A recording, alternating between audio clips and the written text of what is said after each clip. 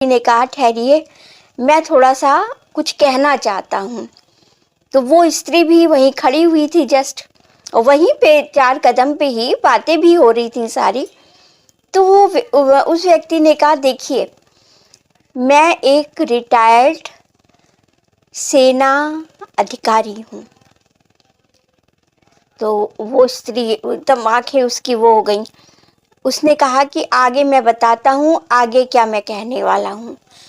मैं आप दोनों की वार्तालाप सुन रहा था और मुझे बड़ी अपने में मायूसी महसूस हुई कि मैं उन भारतवासियों और भारतवासियों और उस देश के लिए मैंने इतना सब कुछ किया, अपने हाथ गंवाए, अपनी नौकरी गंवाई, और वो लोग आज मुझे इस तरह के बोल रहे हैं। जब कश्मीर बॉर्डर में युद्ध हुआ था इंडिया और पाकिस्तान का, उस समय मैंने अपने दोनों हाथ गंवा दिए थे भारत की सुरक्षा के लिए, और आज यही भारतवासी मुझे इस तरह से बोल रहे हैं। मुझे बड़ी मायूसी हुई कि मैं इन लोगों के लिए, इन लोग की खातिर अपनी जान को जोखिम में डालता रहा। आज मैं इस बात को सोच रहा हूँ, क्यों मैंने सेना ज्वाइन करी।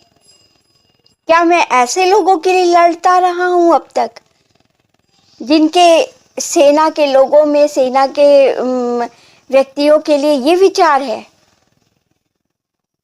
तो उसने कहा कि मैं नहीं, आप मुझे यहीं बैठे रहने दीजिए, आप इनको फर्स्ट क्लास में शिफ्ट कर दीजिए, मैं जहाँ हूँ वहीं अच्छा हूँ।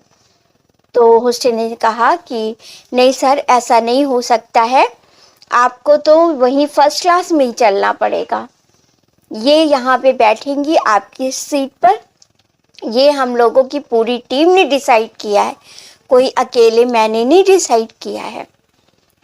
तो वो व्यक्ति बोलते हैं ठीक है, अगर आप लोग इतना मुझे सम्मान दे रहे हैं तो मैं जाऊंगा, वहाँ बैठूंगा।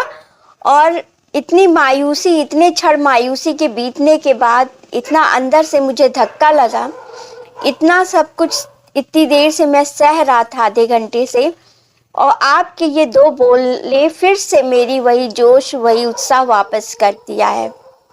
अब मुझे जरा से भी आत्मग्लानि नहीं हो रही है इस समय कि मैंने सेना क्यों ज्वाइन किया। इस देश में सब इस तरह से नहीं सोचते हैं जिस तरह से ये सोच रही हैं।